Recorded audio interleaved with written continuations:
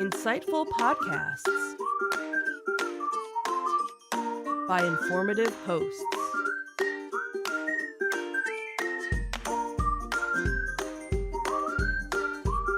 Insights into Things, a podcast network.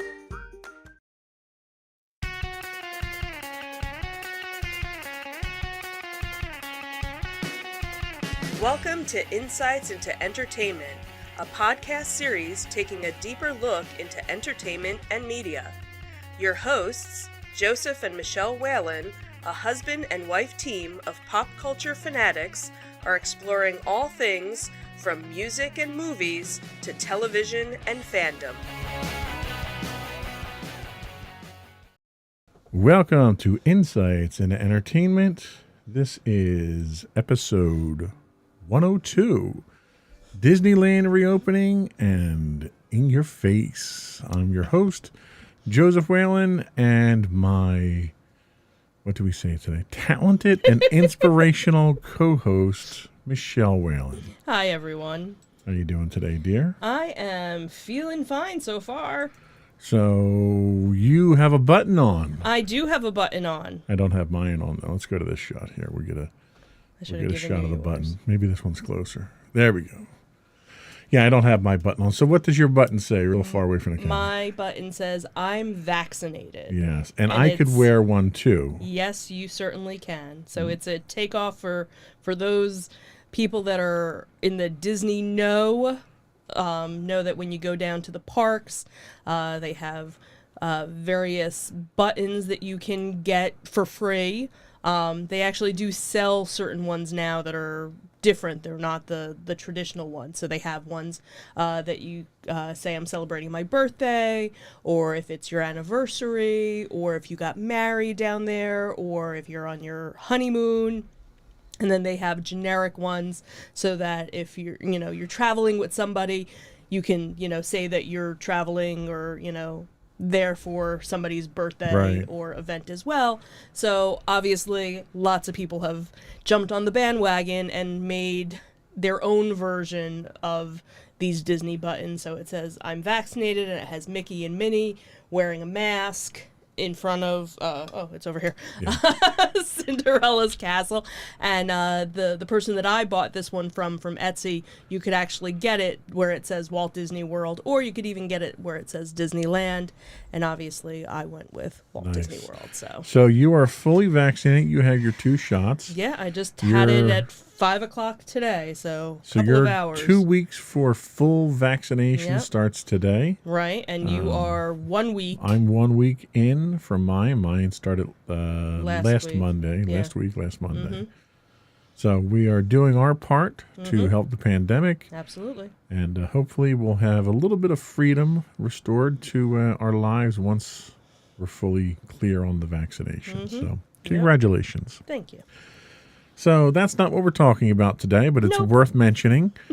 So in today's episode, in our Disney Detective, we will talk about Disneyland finally reopening. And Walt Disney World is going to be trying out some new facial recognition. So Disney is in your face. Teaser face. Teaser face. Then in our Tales from the Edge of the Galaxy, will Star Wars be looking to have a woman of color as the next lead? Dun, dun, dun. We did have a very good woman of color in the Solo film. Unfortunately, she didn't make it through the whole film. Right, she didn't survive.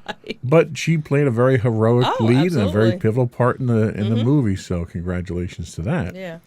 Then we'll also talk about some of the classic 80s Star Wars shows coming to Disney. So we get to see those damned Ewoks from the Ewok village of the Dan, right? Right. Exactly. Then in our entertainment news, you want to buy a Jersey amusement park?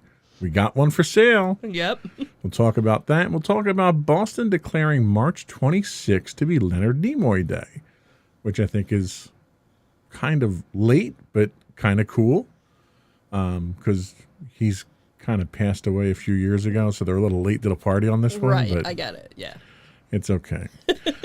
Then we'll finish up with our insightful picks of the week, one of which I have a very offbeat pick that I don't normally do this category. So now I'm intrigued. Yeah, that's the tease there. You gotta wait till the end of the show for that one. Right. Before we do get started, I would invite folks to subscribe to the podcast. You can get audio versions of the podcast listed as Insights into Entertainment.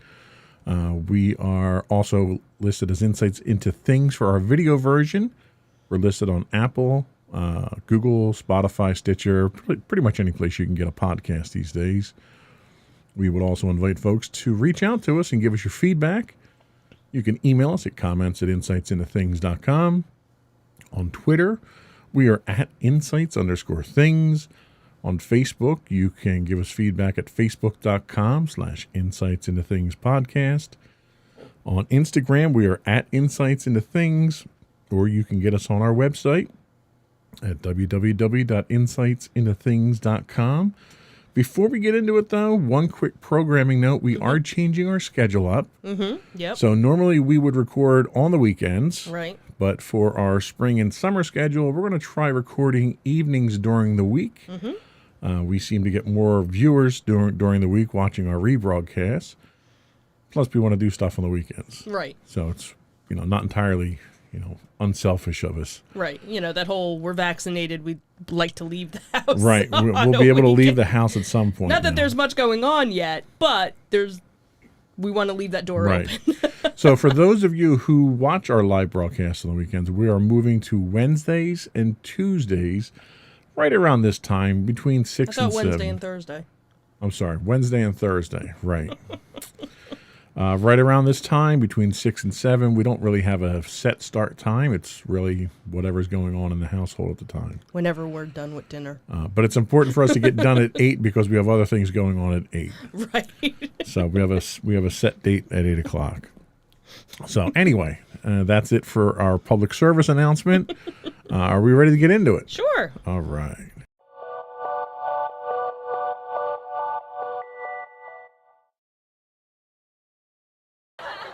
That's the wrong soundboard. I didn't switch the soundboards. Hang on. Wait, I got it. Hold on. There we go. There That's we better. go. I was like, Now I need a laugh track. why are you laughing at me? Go for Disney Detective. So this was exciting news that came out I guess it was about 2 weeks ago now, was that Disneyland finally has a reopening date. They will be reopening on April 30th. They'll be, welcoming guests in. It's obviously going to be a much different atmosphere, kind of, to the same level that when Walt Disney World opened, they're kind of be doing the same thing. So there's not going to be the parades, there's not going to be the fireworks, there's not going to be fast passes or the magical mornings, but they are going to be trying to plus it in other ways. So right now, they're going to be, per California's guidance for the red tier, the park will be opened at 15% capacity and only Florida residents at this point will be able to visit. And if you figure only 15% is going in, that means smaller crowds will obviously give you a better ride experience, limited capacities in stores, and give people space to shop without the crowds. So for many, the trade-off of having to wear a mask and being stationary while eating or drinking will be worth the experience of not having the park so crowded. So while Disney doesn't actually release attendance numbers, DisneyNews.us estimates that Disneyland had about 51,000 visitors per day across the parks in 2019. So at 15%, the park would cap at just about 20,000 people per day. So that's not really very crowded. So if you can, manage to get a reservation, to visit, obviously, and you feel safe enough going, not a bad time to go. So Obviously, the way that they're doing this is the same way that they did, that they're still doing with Magic Kingdom, with Walt Disney World, is that you have to make a reservation for a specific day when you go to purchase your ticket. As of right now, tickets have not gone on sale yet, and Disney basically says keep checking back our website, for updates. So as of the other day, they hadn't released when it was going to be open. But they said, one of the things is Space Mountain will have probably a 0-minute wait, which is it never has. So this is your one and only opportunity to, to go to the park. It's almost like a private party, really, when you think about it. So again, they're going to be doing, so instead of doing the parades like they would normally do, they're going to be doing the character cavalcades, what they call it, where basically just like 1 or 2 floats will go down Main Street, and it's never at the same time. So they randomize it. So this way there's nobody standing around waiting, for a crowd to gather. So it's just kind of, you have to be in the right place at the right time, for it to happen. The other thing, too, is that they have been doing a lot of renovations because the park has been closed now for over a year.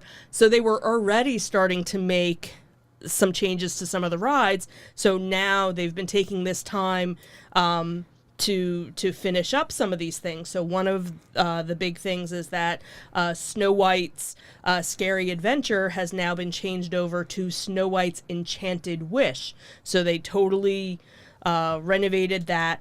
And they so now there's a scene where there's a dancing figure of Snow White who's joining the dwarfs in their cottage as the scent of apple pie goes through the air. The other thing that came out is that they were adding some new magic to the Haunted Mansion. So there have been a couple of articles, but nothing's actually said what it was. So that'll be kind of fun to see when the park actually opens, what they kind of plussed with that. The other thing is in Disney California Adventure, the new Avengers campus is almost completely open. So while it won't be open when the park opens on the 30th, it's not going to be too far behind. So that'll be, kind of something to look forward to. Obviously, some of the shows that they've had in the past won't be opening up and probably won't ever open back up, or at least not for a couple of years. But at least, they're making changes to other things to kind of, give you a good experience for going. So just to clarify, both parks? Both parks. No announcement on how many reservations they're going to be allowing per day? Right, because they never really say what their, the guesstimate was 20,000 guests per day. The other thing, too, is some of the hotels are going to start accepting reservations for, I think 2 days before park opens or 1 day before park opens. So various other amenities will be opening up as well.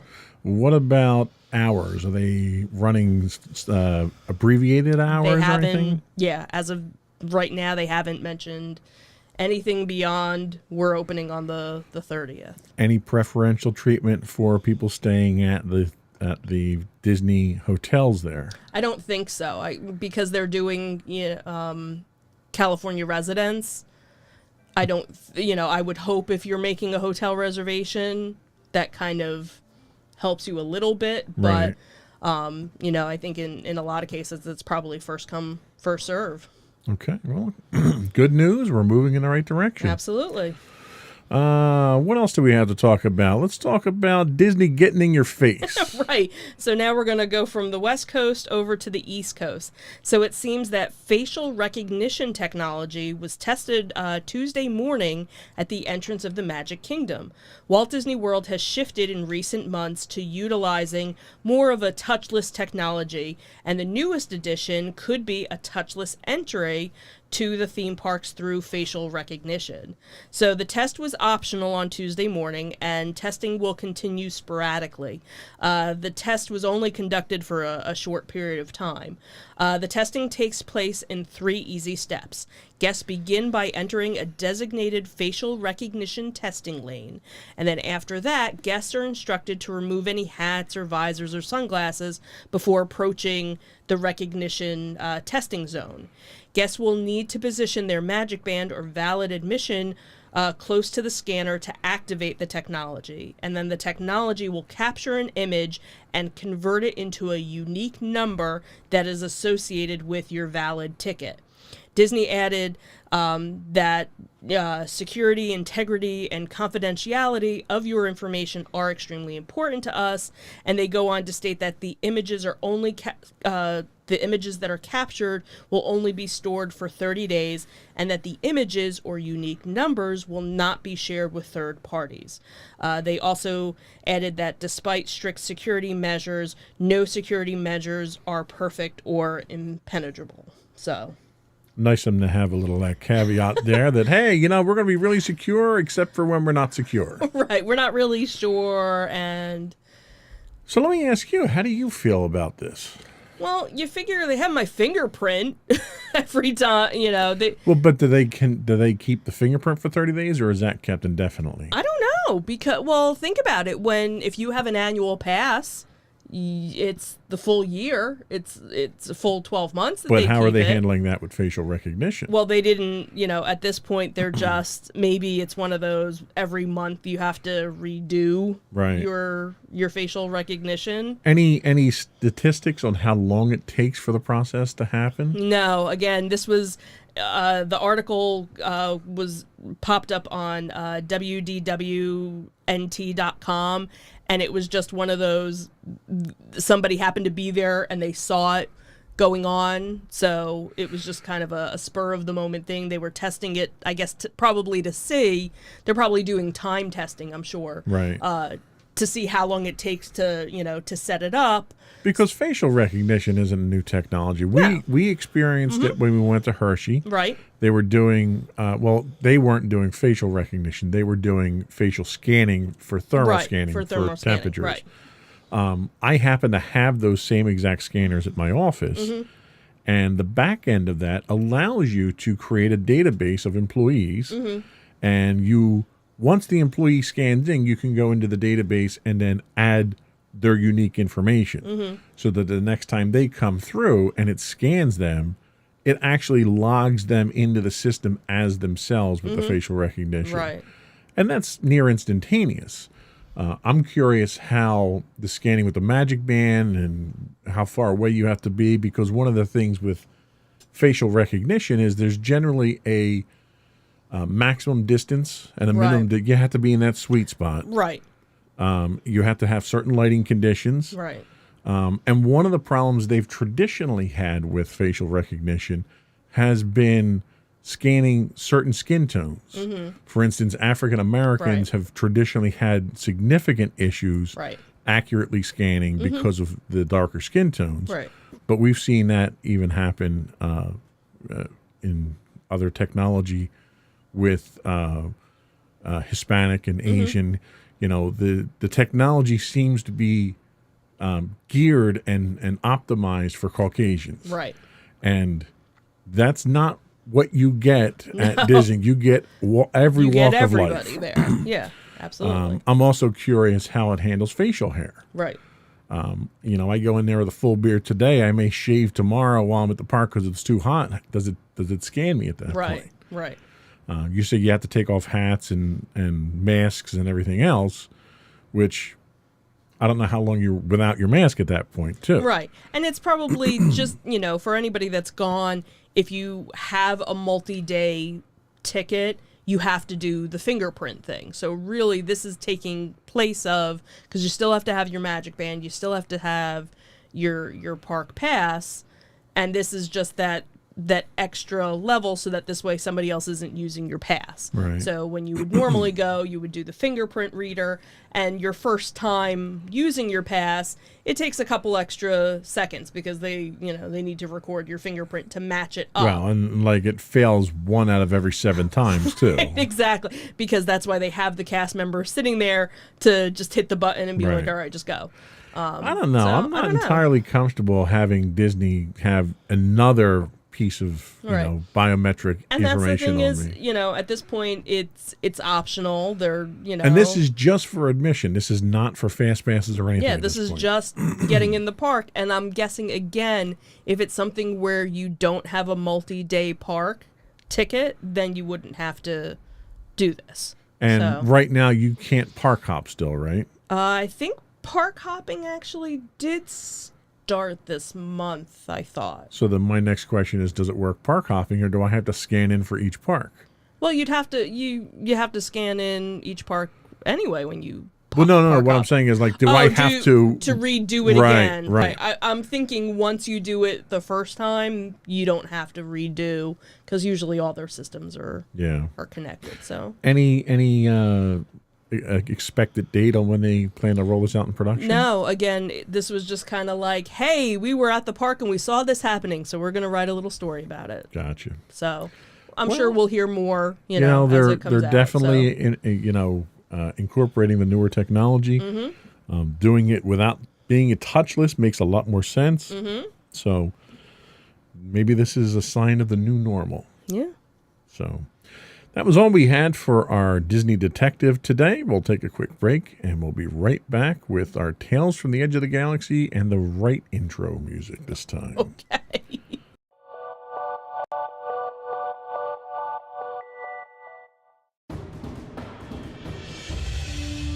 For over 7 years, the Second Sith Empire has been the premier community guild in the online game Star Wars: The Old Republic. With hundreds of friendly and helpful active members, a weekly schedule of nightly events, annual guild meet and greets, and an active community both on the web and on Discord. The Second Sith Empire is more than your typical gaming group. We're family. Join us on the Starforge server for nightly events such as operations, flashpoints, world boss hunts, Star Wars trivia, guild lottery, and much more. Visit us on the web today at www.thesecondsithempire.com.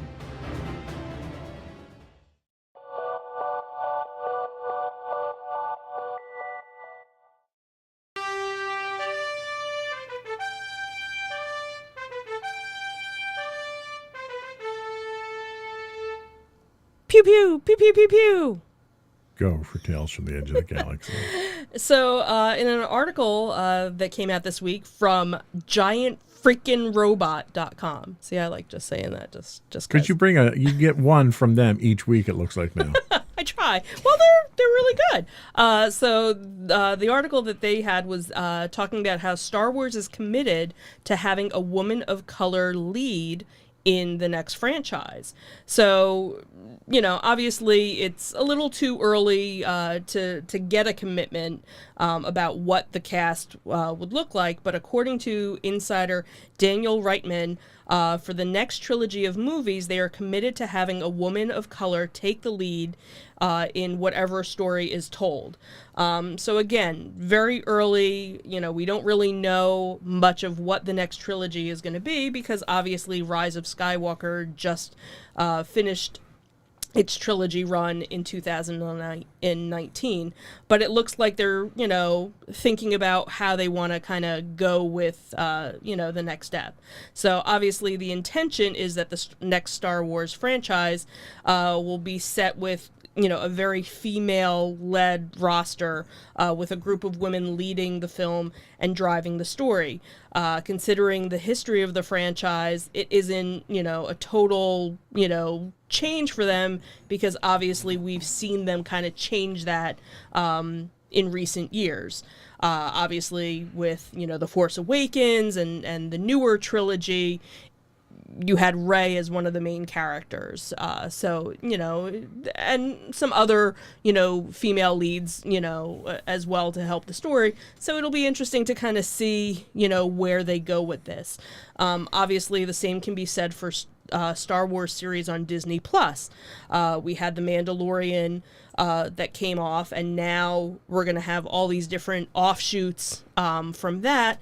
And Ahsoka Tano, played by Rosario Dawson, is set to get a show of her own. So, they're kind of following with that, and that is set for a 2022 release date. So, again, not sure what their plan is, and again, because it's still kind of early, I'm sure they're still in the brainstorming phase of everything, but it'll be interesting to see where they go, with it. I hope they do it right, and I hope they do it justice, and they don't make an African-American female lead just for the sake of having an African-American female lead. I hope it's the right part. Like, for instance, Rosario Dawson. I couldn't have asked for a better person to fill that role. She did such a fantastic job. Absolutely, yeah. I also hope that it's not a trilogy that's led by Rian Johnson.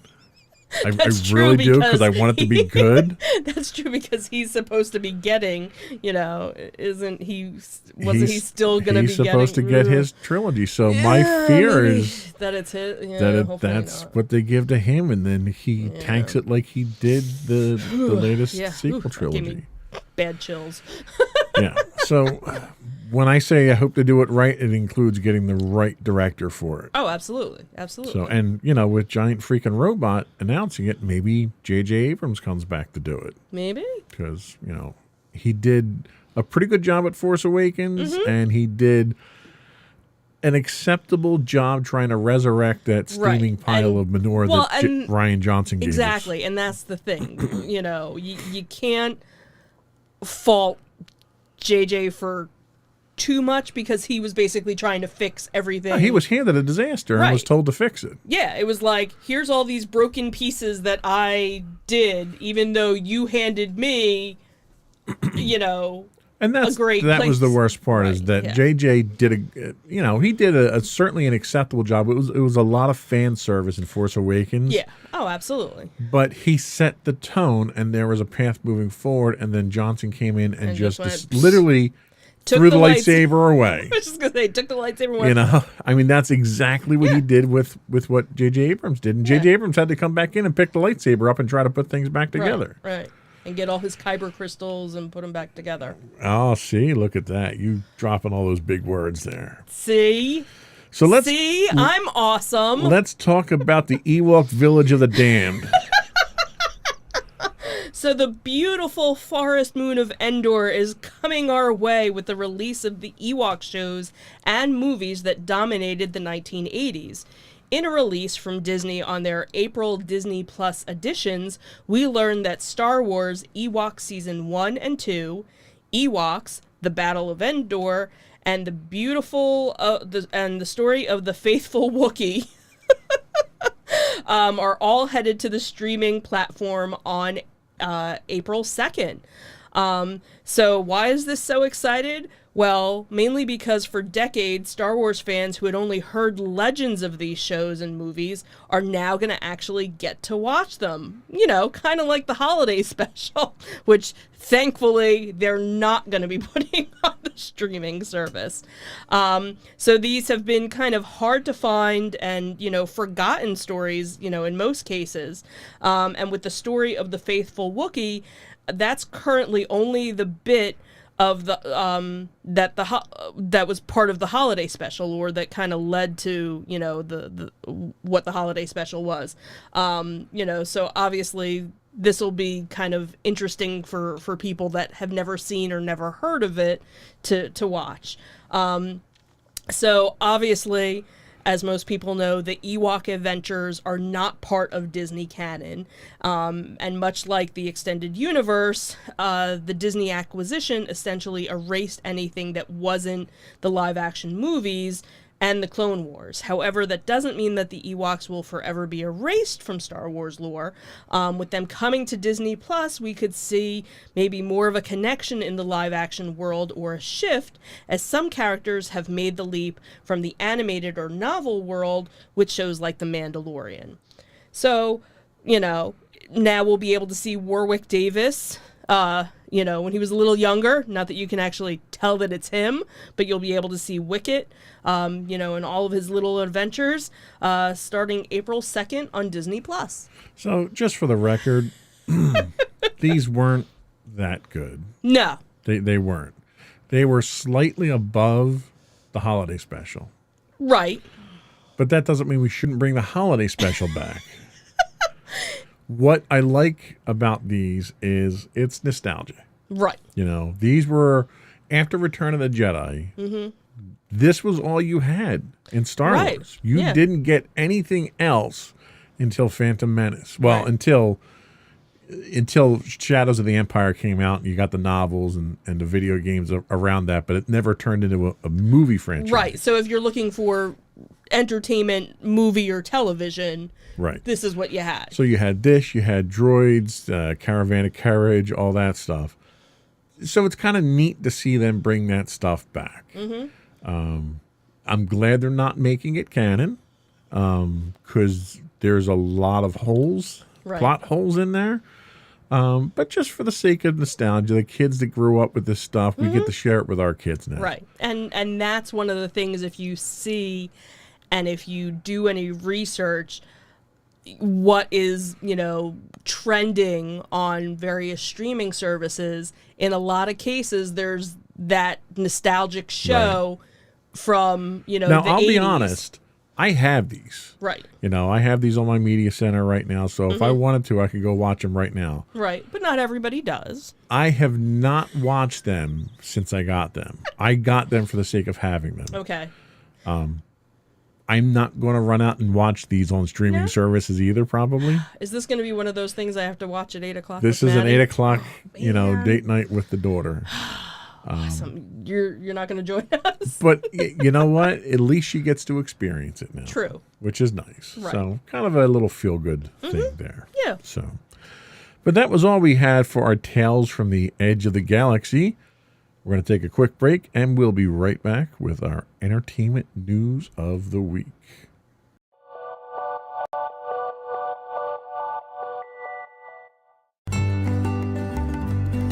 Insights into Teens, a podcast series exploring the issues and challenges of today's youth.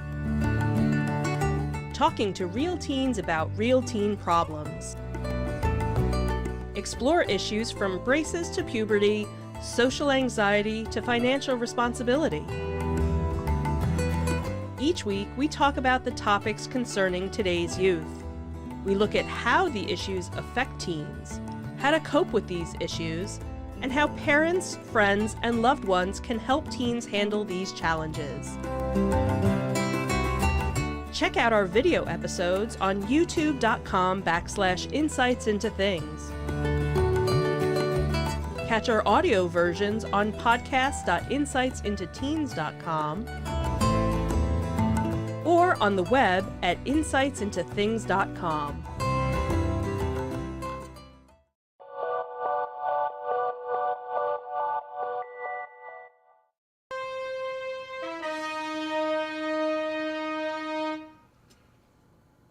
Dum dum dum dum dum dum dum. Go for entertainment news. You just can't resist. No, it's like, you ring the bell, the dog barks or something or whatever. So, hey, anybody want to buy a 114-year-old amusement park in Jersey? No. No, okay. So, a 114-year-old theme park in Clementon, New Jersey is about to go on the auction block. Last Friday, interested buyers visited the closed Clementon Amusement Park and Splash World, which is about 30 minutes outside of Philadelphia, to check out the park and the inventory ahead of the public auction that was for this week. Jersey.com reported that the park has almost 400 items on its inventory, including a 40-person arc swing, a 365-degree loop ride, a Ferris wheel, a train system complete with cooled propane engine, rail system, and 3 18-foot-long cars. Capital Recovery Group first announced that it was putting the park up for auction in February, and according to that announcement, the 22-acre theme park will be auctioned off in its entirety or will be sold as land, equipment, rides, buildings, and liquor license in pieces. The president of the company had said, "We are actively seeking a buyer for this iconic park located outside of Philadelphia and expect significant interest in this auction. The property includes a 25-acre lake, dam, amusement rides, a water park, and a full liquor license. According to their website, the property is being promoted as a turnkey or development opportunity. The vice president of CRG had told NJ.com that there is plenty of interest in the park. He said, we have a lot of interest in the rides and smaller items. There have been people who talk about reopening it, and others are talking about other development opportunities. He said, I've taken a tremendous amount of calls, so we'll wait and see. Clementon Park was actually founded in 1907 and added its water park in the later years. The amusement park actually closed in September of 2019. According to NewJersey.com, Clementon Park was assessed at $4.25 million in 2019. Yeah. I'm not sure where the value is other than maybe in land. The land?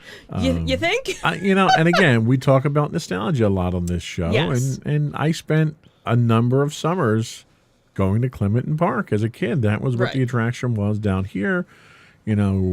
Up further up in Jackson, we have Six Flags. We've got, which is where my hometown was and where I actually worked for many a summer. And what's it, Dorney Park? Dorney Park is out in the Lehigh Valley area. Right. So there's a number of amusement parks. You have Hershey Park out there. There's a number of amusement parks. And then you have the shore and all the attractions down there. Right. But and I'll say it again, my family did not have means when I was younger. So that was the alternative that we went to, and that was the inexpensive alternative that a lot of kids wound up going to. For the longest time, it boasted the oldest wooden roller coaster in New Jersey, which I'm not really sure you want to boast about. I had ridden, not the roller coasters that are pictured on the image we have here, but they had torn down the wooden one years ago. But I had ridden that one, 25 years ago.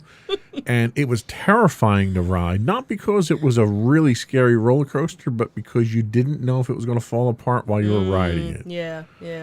So it made for an interesting, if not scary, ride for that reason alone. And we were there, 6 years ago, maybe longer than that. Longer than that, because Maddie was probably only like 2 or 3. So it was probably 12 years ago. We were there. Yeah. And it was a ghost town. To call it an amusement park was just an insult to amusement parks. And the first time that I had ever gone was actually with a company picnic. Now, it wasn't my company. I was going as a guest. And it was kind of surprising because the company that, used this as their company picnic, it was just kind of like, did you guys even come here first? You could have a company picnic. They definitely had picnic tables. Right. And, no, because at the time when we had gone... But that's really all they had. Well, no, because that was kind of the thing, because your clientele was either really mostly the water park... Right. Or company picnics. And that's the thing. What really revitalized this was when they put the water park in. Absolutely. When was that? Like the late 90s, early 2000s? Something like that, yeah. But what was funny was where most amusement parks or whatever, if there's a company picnic, everybody kind of goes through the main entrance. Well, they actually, at the time that I had gone to this company picnic, they actually had a separate entrance just for company picnics. Yeah. So you kind of parked around the back and you went in. So if you were going for the company picnic, you didn't even have to go through the park. And of course they had the liquor license. So as soon as you got to your pavilion, here's your big old keg of beer. Yeah. And that's where everybody hung out. So most of the people just kind of went to go eat and drink and left. Right. Where then you had, again, the group that would go over to, the water park. But then again, the amusement park was open, into the fall, opened up in the, late spring. So the water park wasn't always open. So if you happened to go during, the dead of summer, the park might not be as crowded because everybody was over at the and the in reality, area. what's likely to happen is they'll tear all the rides down. They'll probably sell the newer roller coasters off to another amusement park. Right. and they'll redevelop it. You'll get townhouses, you'll get condos, and you'll get, the emergency medical, urgent cares, Right. and probably a CVS. Probably. I mean, that's really what but you're you going have to the get out of lake this. too, so I wonder how they're gonna, And the dam. Don't forget about the dam. and the dam. The dam is part of it. So maybe you put in a housing community or something. Well, and that's why I think they're going to sell it for waterfront property there. You put a promenade in there or something like that. You turn it into commercial, mixed commercial, I can see that. residential. That's probably the most likely thing because of all the development going on in the area now. Yeah. So I don't hold out hope that it's going to come back as an amusement park, but for the nostalgic part of me wishes that it would. Yeah. So let's talk about living long and prosper. So Boston is paying a special tribute to actor Leonard Nimoy, who would have turned 90 years old later this month. Mayor Marty Walsh is declaring his birthday, March 26th, to be Leonard Nimoy Day in the city. Nimoy, who died in 2015, was was born in Boston's West End neighborhood. He'll always be remembered for portraying the logical, pointy-eared Spock in Star Trek and embracing the Vulcan's character's "Live Long and Prosper" motto. Walsh wrote that Nimoy brought honor upon his native city with his accomplishments and gave the immigrant, the refugee, and the oppressed a hero for the outsider. He said, "I encourage all Bostonians to recognize Leonard Nimoy's commitment and dedication to the arts and the lasting impact that it has left on the community." Nimoy's daughter, Julie, had shared the news of the proclamation on social media and had posted on Twitter as a special tribute to Dad's life, the legacy, the city of Boston just announced that on his birthday, 3/26, will officially be Leonard Nimoy Day. Thank you, Mayor Marty Walsh, for supporting this proclamation. Now, just as a side note, Boston University had actually awarded Nimoy an honorary degree back in 2012. Well, that's cool. And, he was probably one of the biggest trendsetters of the time. He took a role that was controversial, that was unique. But even outside of Star Trek, he had such a fantastic career before Star Trek and after Star Trek. So definitely a well-accomplished and, a well-deserved honor, posthumously awarded. So that was all we had for our entertainment news. We will be right back with our insightful picks of the week. I clicked off my one monitor, so I'm all confuzzled now. Oh, geez. We'll be right back with our insightful picks of the week.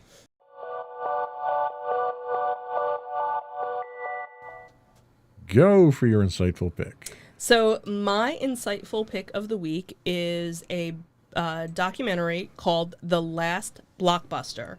I actually just kind of happened to find it on Netflix.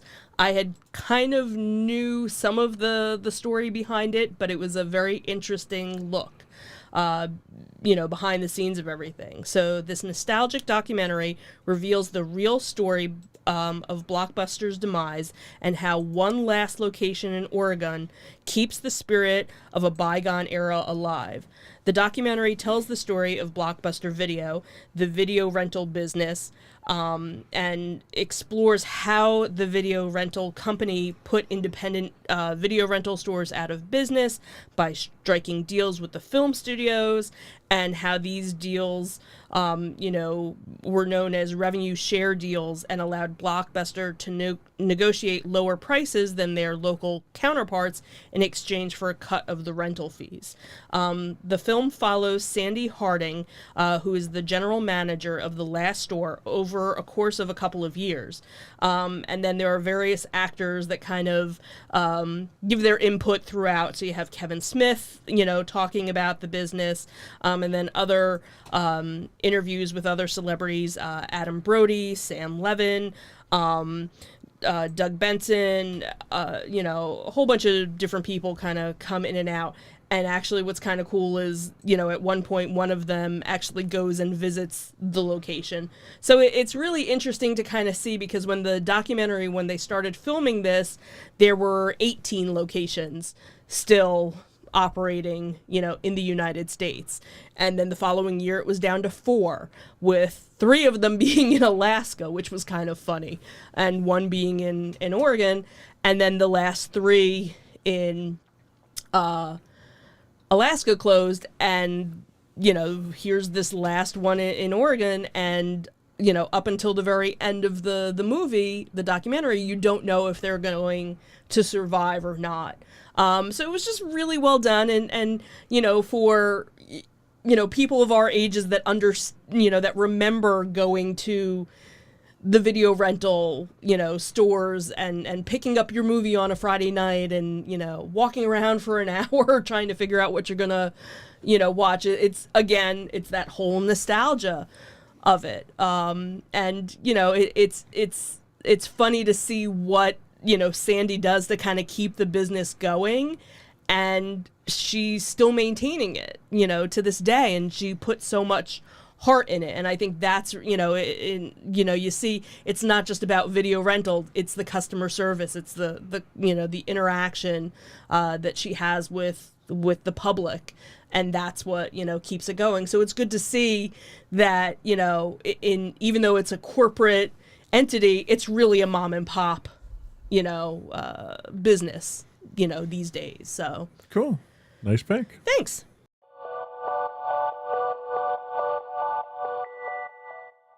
So my pick this week, as I said, is a little off the wall. So before I get into it, I have to kind of set it up.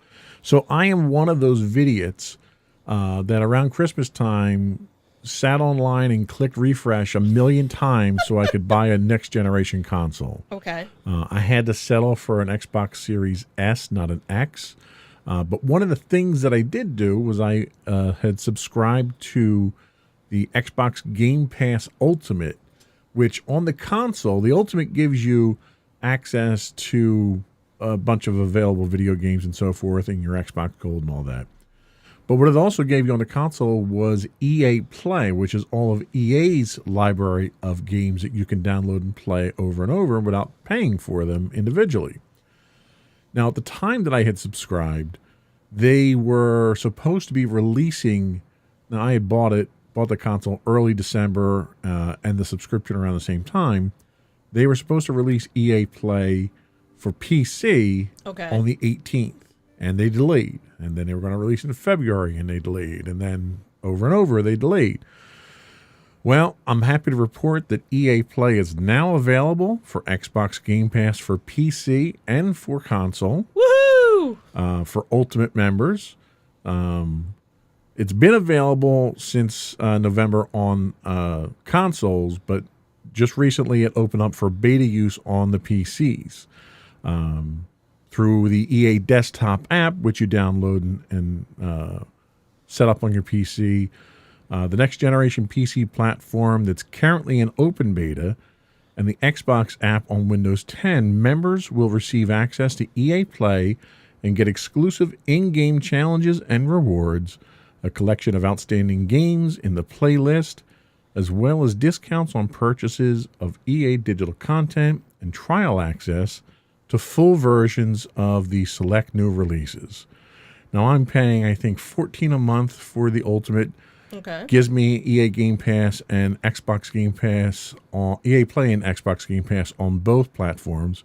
There are certain games that they just run better on a PC. There are games that are graphic intensive that a gaming PC just works better. For instance, one of the games that I play is Battlefield 5. I've been playing that a lot on console, and it's okay. It plays well, but I play it on a 65-inch TV downstairs, but it's a single screen. Okay. Well, the first thing I downloaded was Battlefield 5 to try it out. So I have it with my gaming headset on. I have it on 3 screens, panoramic, and it's just a completely different experience. It's so immersive on the PC. You have access to all of the library of Star Wars games, the original Battlefront 1 and 2, Empires, Fallen Order. You have access to all the Star Wars games if you're a game fan. And the number of games that you have available, it's huge. And you have the ability to download any of these games and play them as long as they're on, because they tend to cycle some of the games through there, but most of the new ones. So the new ones come out there, and you can download the new ones and try them out. If it's something that you enjoy and you want to keep playing, you can buy it. And I think it's a 10% discount that you get if you buy them through the EA Play Store. So I just got it over the weekend, and I have to kick the tires for a little bit there, but I'm very excited that it's available on PC. That is EA Play for PC, now available through Xbox Game Pass Ultimate. Very cool. And we'll be right back.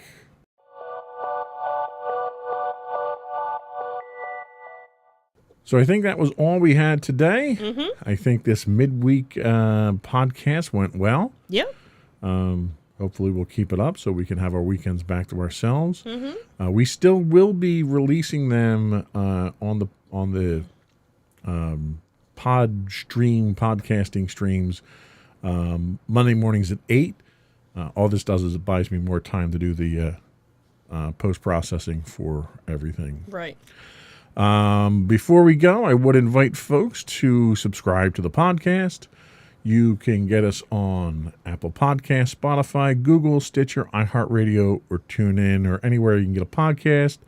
Audio versions are listed as Insights into Entertainment. Video versions of all of our podcasts are listed as Insights into Things. We do stream 6 days a week on Twitch at twitch.tv/insightsintothings. If you have an Amazon Prime membership, you do get a free monthly Twitch Prime subscription. We would appreciate it if you could throw that our way. It helps us keep the lights on around here. We also invite you to give us your feedback. You can email us at comments@insightsintothings.com. You can find us on Twitter at insights_things. We are, as I said, on Twitch at twitch.tv/insightsintothings. You can find us on Facebook at facebook.com/insightsintothingspodcast. On Instagram, we are at Insights Into Things. The audio versions of all of our podcasts can be found at podcast.insightsintoentertainment.com. You can get high-res versions of our videos on YouTube at youtube.com/insightsintothings. And obviously our main website, if you can't remember any of all those other places to find us, is insightsintothings.com. And that's it. Another one in the books. Have a good week, everyone. Bye. Bye.